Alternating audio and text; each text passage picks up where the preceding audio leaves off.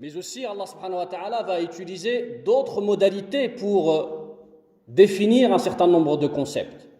Par exemple, il va utiliser ce que l'on appelle l'association par idées successives et par étapes successives. Si on pose la question pourquoi Allah subhanahu wa ta'ala nous a créés, il y a le verset qui y répond.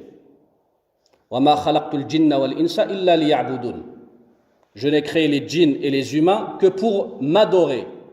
Mais est-ce que l'adoration en tant que telle, c'est une finalité? On va s'apercevoir que ce n'est pas le cas. Parce qu'Allah subhanahu wa ta'ala, dans ce premier verset, c'est une finalité, mais dans d'autres versets, c'est un moyen.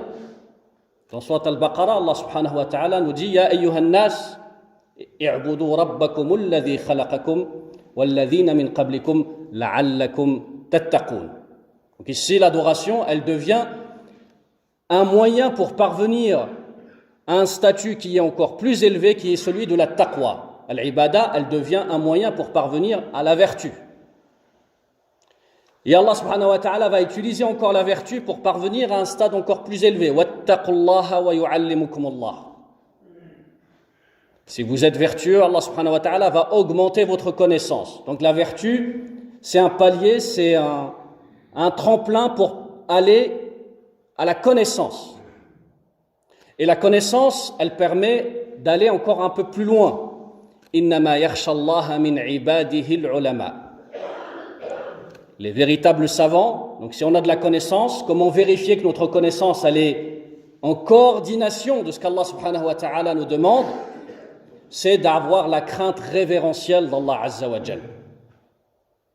Et le dernier palier auquel on peut parvenir, radiyallahu anhum wa radu anhu, dhalika liman khashiya rabbah.